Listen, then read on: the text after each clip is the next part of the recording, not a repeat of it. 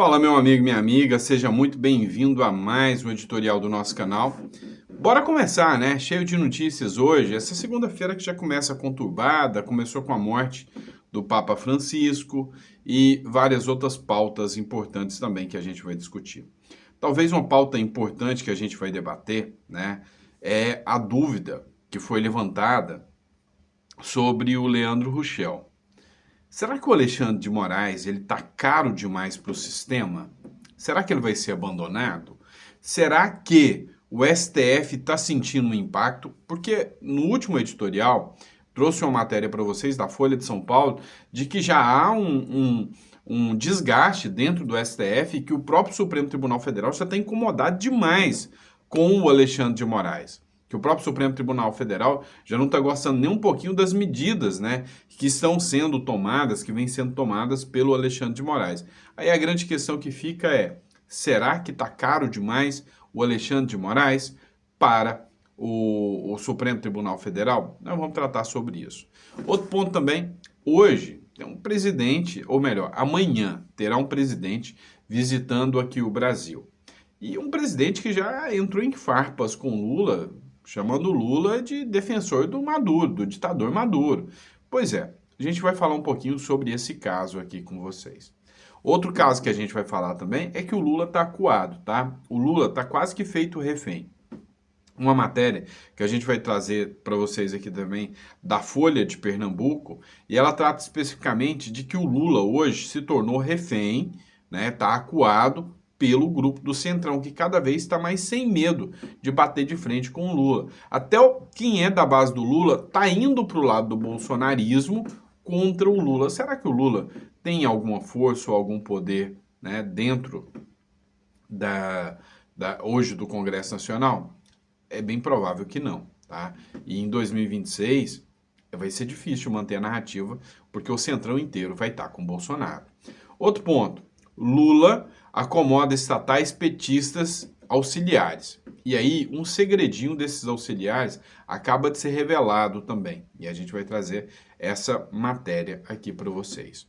Vamos falar também ainda do ministro Alexandre de Moraes sobre recuo, né? O ministro Alexandre de Moraes parece que começa a recuar sobre a pressão do Centrão, sobre a pressão da população e sobre a pressão da mídia internacional e de governos internacionais. E aí ele deu um recuo agora no caso do 8 de janeiro. E isso com vários juristas, né, dando, por exemplo, o Girão Barreto, dando lapada aí nas decisões do ministro Alexandre de Moraes, falando das aberrações das decisões que são tomadas, tá bom?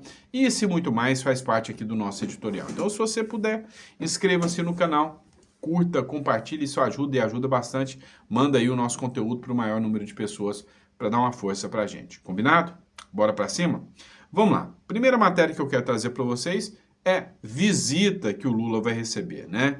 Do presidente do Chile, o Gabriel Boric. Pois é, amanhã o Lula, segundo matéria aqui da Record, Lula recebe o presidente do Chile, Gabriel Boric, em Brasília nessa terça-feira, né?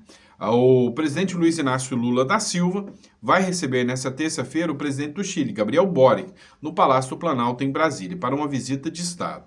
Na sequência, os líderes participam de um almoço no Ministério das Relações Exteriores. Um dos temas que mais devem ser debatidos é a maior integração entre países sul-americanos. Vamos lá, a gente precisa entender o seguinte, tá? Nós temos aqui o Mercosul. O Milei já começa a querer distanciar do Mercosul. A grande questão é que o Lula ele está se tornando uma figura obsoleta e o Milei está crescendo. Ou seja, todo aquele protagonismo que o Lula poderia trazer ao Brasil aqui na América do Sul, de um país gigante, de um país com uma economia forte, marcante, o Lula está jogando na lata de lixo. O Lula é um anão diplomático, né? Pequeno nas relações internacionais. E aí, essa vinda do Gabriel Boric aqui é pro forma, porque hoje a gente sabe que sem a Argentina, dificilmente vai ter né, um Mercosul pujante, fechando acordos com a União Europeia. Até o próprio Macron sabotou o Lula e foi contra esse acordo da União Europeia, mostrando que o Lula, como chefe de Estado, é uma negação, né? Vamos lá, pessoal. Outro ponto que a gente vai discutir aqui é uma matéria da Folha de Pernambuco. Lula acuado pelo Centrão, sem medo, considerado uma holding de apoio parlamentar. O Marcos Nobre avalia que o apoio de partidos da base do governo ao PL da anistia expõe uma nova realidade. O movimento ultraconservador do Congresso, que nunca fica longe do governo, seja de esquerda ou de direita, o Centrão, ganha uma nova alcunha, o Centrão sem medo. A definição é do professor da Universidade Estadual da Unicamp, autor de Limites da Democracia ao Governo Bolsonaro, vencedor do Prêmio Jabuti em 2023, filósofo e cientista social. O que ele avalia? Ele avalia o seguinte: durante a gestão Bolsonaro, e ele é anti-Bolsonaro, aquela galerinha, né, de esquerda, braba, né? Ele é anti-Bolsonaro. Mas o que ele falou? Ele falou o seguinte, olha, uma coisa é certa, o governo Bolsonaro tinha o Congresso e o Centrão do seu lado. Tinha uma estrutura ali que mantinha o Centrão ao lado do Bolsonaro. Enquanto que com o governo Lula, o Centrão começa a ganhar autonomia e começa a entender que ele é mais forte do que ele imaginava. E de que ele pode colocar, né, a forca nos presidentes. Isso se deve a um presidente fraco, a um presidente sem proposta, a um presidente com a popularidade baixa, a um presidente obsoleto, que é o Lula. O Lula é um presidente que não passa de forma alguma qualquer credibilidade, seja para a população brasileira, seja para o Centrão. Então o Centrão vai fazer ameaças, vai fazer chantagens, o Centrão já começa a pular do barco, para você ver. No começo do governo Lula, o Centrão, em troca do apoio ao Lula, né, ganhou um ministério, que é o Ministério das Telecomunicações, do Juscelino Filho, que depois de descobrir muita corrupção, acabou saindo. O governo Lula falou que o Juscelino Filho, que agora com a saída do Juscelino Filho, o União Brasil poderia escolher outra pessoa para ir para o ministério. O União Brasil falou que não quer. Ou seja, ninguém mais quer ter a sua imagem associada ao Lula. É um governo que não faz muito sentido, não tem muita razão de existir, né? Porque não serve para nada. E aí vem uma matéria do Jornal de Brasília. O governo Lula acomoda em estatais petistas e auxiliares sem formação compatível. É o velho modus operandi da esquerda. Cabide de empregos. Nada mais do que isso, do que mera cabide de emprego. Então, assim, o governo Lula é um governo... Mas o que você pode esperar? Nós temos um presidente que se orgulha de nunca ter se formado. Um presidente que se orgulha de ter preguiça de ler. O Carlos Vereza, quando ele falou que tinha vergonha, acho que foi o Carlos Vereza mesmo, tenho quase certeza que foi ele, que ele tinha vergonha, né, de ter um presidente analfabeto, que o Lula deveria ter uma formação, e aí é lógico que aparece um ou outro imbecil que vai defender, não, você não precisa ter formação nenhuma para ser presidente da República. Cara, você tá de sacanagem, né? Assim, é o mínimo que deveria ter. Eu vou além.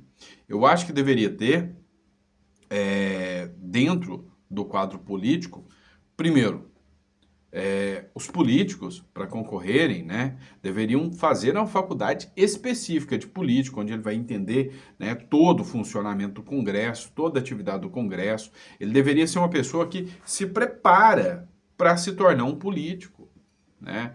Ah, não, tem que ter uma exigência mínima de um curso superior, alguma coisa, preferencialmente para exercer os cargos? Deveria sim. Ah, não, mas olha quanto o Sandro é elitista. Ah, mas não, tá errado. Tá? Você paga muito caro por esses parlamentares, pelo presidente da República. No mínimo, você teria que escolher pessoas que têm uma formação adequada, têm capacidade, é óbvio. E sem contar também, né, cá entre nós, é uma vergonha você ter um presidente que se orgulha de nunca ter feito uma faculdade. E ainda diz que é o presidente defensor da educação. Não bate, né? Não bate. Vamos lá, pessoal. Matéria do Terra Brasil, tá? Moraes concede prisão domiciliar a condenados do 8 de janeiro por razões de saúde. Pressão. O ministro do STF já autorizou o benefício a pelo menos 3 envolvidos nos ataques, com base em laudos médicos e tempo de detenção somente nesse mês. Em meio ao debate sobre uma possível anistia aos condenados pelos ataques do 8 de janeiro, o ministro do Supremo Tribunal Federal, Alexandre de Moraes, concedeu prisão domiciliar a pelo menos 6 pessoas sentenciadas por tentativa de golpe de Estado somente nesse mês. As decisões se baseiam principalmente em laudos médicos que apontam condições graves de saúde ou no tempo da prisão preventiva já cumprida pelos réus. Ficou feio demais. O Moraes concedeu prisão preventiva para o Chiquinho Brazão e a esquerda, né? Tá calada, tá em silêncio. Ficou tão feio isso, ficou tão patético para a esquerda, né? Ficou esquisito. E aí, ficou mais feio ainda para o STF, que mantém pessoas como o Chiquinho Brazão por menos tempo na cadeia do que a Débora do Batom. Mas tá feio, tá muito feio. E aí, agora, depois da imprensa, né? Depois de 2 anos e meio da imprensa sendo uma canalha, a palavra é essa para configurar o que foi a esquerda durante esse tempo, canalha, ela começa a cair na real, começa a cair em si com os abusos que aconteceram. Vamos lá. Folha BV. Decisões de Moraes são aberrações jurídicas, dispara Helder Girão Barreto. Grande jurista, grande advogado, Helder Girão Barreto. Jurista, condena decisões recentes do STF, denuncia a centralização de poder a Alexandre de Moraes e alerta para possíveis consequências. Abre aspas. Vivemos em um estado de anormalidade institucional absoluta no Brasil. A afirmação foi feita pelo ex-juiz federal Helder Girão Barreto, em entrevista ao programa Agenda da Semana, no domingo de Páscoa. Com fortes críticas ao ministro Alexandre de Moraes, o jurista alertou para uma suposta centralização de poder e apontou violações constitucionais graves, que, segundo ele, colocam a democracia em risco. Para Barreto, o ministro do Supremo Tribunal Federal atua acima das prerrogativas do cargo e, com o silêncio ou apoio dos demais ministros, passou a comandar decisões que interferem não apenas no judiciário, mas também no legislativo e no executivo, né? Abre aspas. Só existe um poder de fato, comandando a pauta, não só política, como a pauta jurídica e econômica do Brasil. E esse poder chama-se Alexandre de Moraes. Foi o que disse o jurista aqui. E aí as críticas dele foram as críticas que nós aqui, outros juristas, né, eu também, venho levantando há muito tempo. É irracional, é insano você pensar que não houve individualização da pena, que o devido processo legal está sendo violado, pois não é competência do Supremo julgar os presos do 8 de janeiro, não é. Que também o Supremo Tribunal Federal não está olhando cada caso imparcial, que não tem recurso, direito de recurso, violando inclusive tratados internacionais de direitos humanos. Ou seja, é uma sequência de falhas aqui por parte do Supremo.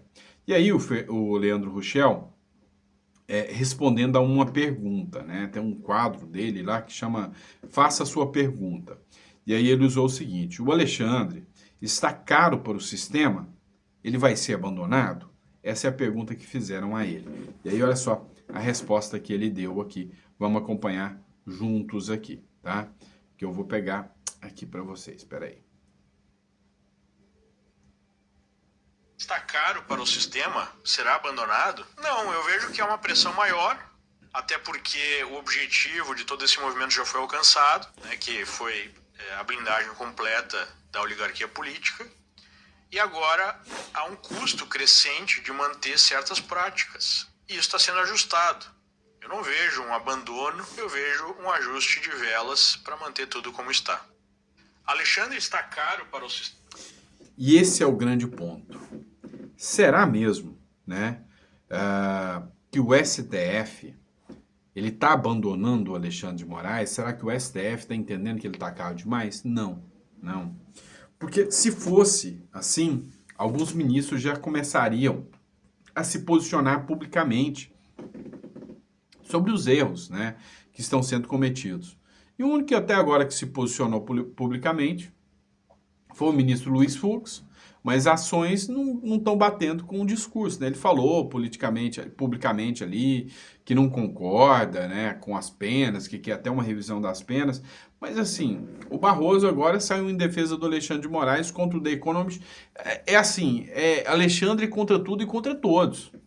E sim, tá saindo caro, o custo dele tá caro demais para o próprio Supremo e para o Brasil? Tá, e eu não estou falando custo financeiro, estou falando custo de credibilidade, custo de moral, custo para a própria democracia. Tá saindo caro demais.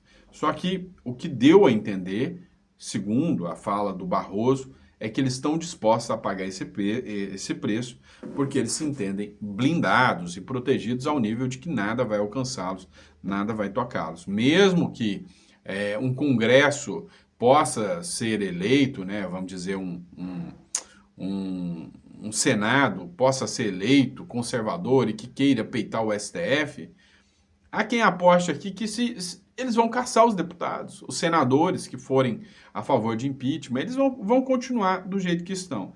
Vai depender muito, né, de quem será o próximo presidente do Brasil. Vamos lá, pessoal. Caso de repercussão grande aqui, matéria da Revista Oeste. Asilada no Brasil, né, a Nadine, ex-primeira-dama do Peru, né, tem petista como advogado. Cara, o Lula tá enfiado até a cabeça nesse esquema aqui. A relação de Nadine Heredia, ex-primeira-dama do Peru, condenada a 15 anos de prisão por corrupção com o Partido dos Trabalhadores, vai além da concessão de asilo político no Brasil pelo presidente Luiz Inácio Lula da Silva. Um petista é o advogado dela no país. Olha só. A defesa de Nadine tem o comando de Marco Aurélio de Carvalho, que é filiado ao PT. Ele é coordenador do Prerrogativas, grupo que apoia politicamente Lula e que surgiu com o intuito de tecer críticas à Lava Jato. O braço internacional da operação resultou na condenação da ex-primeira-dama peruana, no caso Odebrecht. Esse caso da Nadine ficou emblemático, né? Porque mostrou um pouco o racha da própria imprensa aqui, né, de alguns setores, criticando o Lula. A Globo bateu no Lula, parecendo até que era um jornal sério, dando críticas aqui ao Lula, nesse caso da Nadine. Escancarou que o Brasil é um país de impunidade, é um país que não pode ser levado a sério, que não merece respeito com as decisões, né? E aí, vem cá.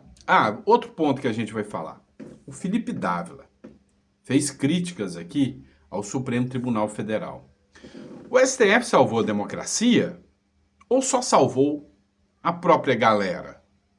Desliza e entenda esse jogo de cartas marcadas entre Gilmar Mendes e CBF.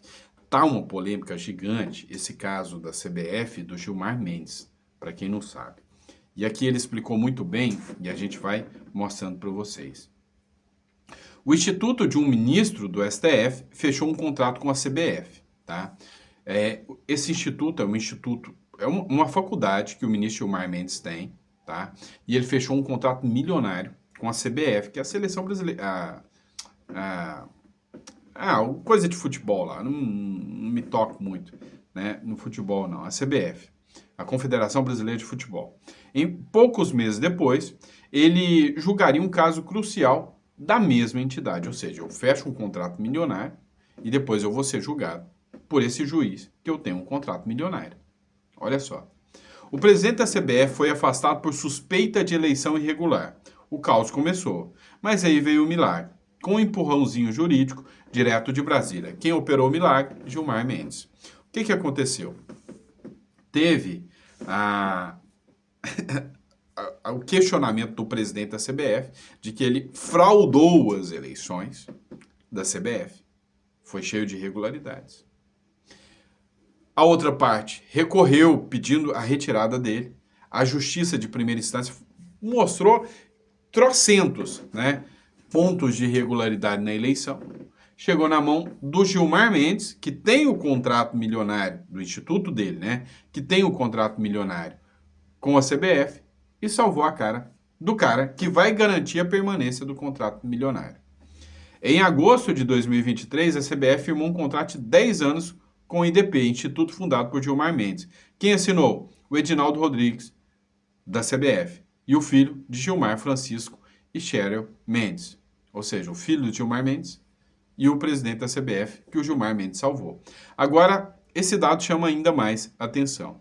O IDP passou a gerir os recursos da CBF Academy em 2023 e ficou com 84% da receita, estimada em 9,2 milhões. A CBF ficou só com 16% restante? Como assim? Peraí, você faz um contrato de gestão onde você fica com 84% do lucro de um instituto da CBF? Em janeiro, Gilmar dá uma decisão monocrática e reconduz Rodrigues ao comando da CBF. E a grana do contrato continuou fluindo. E aí ele continua. Hoje, vários nomes ligados ao Instituto de Gilmar ocupam cargos na CBF. O chefe do gabinete, o diretor jurídico, o diretor financeiro. Quer mais ou tá bom? Né? Se você fosse sócio de um instituto que ganha com a CBF, você julgaria um caso envolvendo a própria CBF? Pois é, no Brasil, às vezes a caneta apita mais alto que o juiz do campo. Foi o que escreveu aqui o Felipe Dávila. Então, resumindo assim, o que vem acontecendo com casos envolvendo parentes de magistrados, são juízes participando de julgamentos milionários, né? São esposas de juízes, de ministros. É coisa que no Brasil se tornou corriqueiro, né? Corriqueiro. Hoje o dinheiro público no Brasil é utilizado como... né? Vamos lá, matéria do Diário do Poder. Artistas ligados a Lula captam 2 bilhões só este ano para a Lei Rouanet. Só esse ano, né? Só esse ano para a Lei Rouanet. Ainda no quarto mês do ano, o Ministério da Cultura autorizou a captação de quase 2 bilhões via Lei Rouanet. Impressiona o valor já captado, que representa a renúncia fiscal de mais de 347 milhões, enquanto o governo Lula esfola os brasileiros com suas taxações de impostos. Desde o início da atual gestão, disparou o uso da Rouanet. E aí, cara, pensa o que você quiser, mas uma coisa é certa. Se você não acha isso uma promiscuidade com o dinheiro público, artistas como o Gilberto Gil pegando milhões lá para fazer a última turnê dele, pelo amor de Deus, é óbvio, é nítido que essa galera da esquerda, esses artistas da esquerda, não estão nem aí com o Brasil, não estão nem aí com, vamos ajudar os mais pobres. Não. Essa galera só está pensando e só está preocupada, literalmente, em encher os bolsos.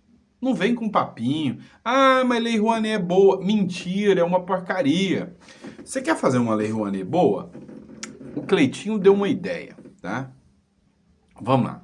Aconteceu aqui no Rio Grande do Sul, aqui pertinho, no Rio Grande do Sul, o caso de uma ponte que foi arrastada pelas enchentes, né? Que foi levada. O governo do estado, aquela maravilha de governo do estado do Rio Grande do Sul, vocês gaúchos me desculpem, tá?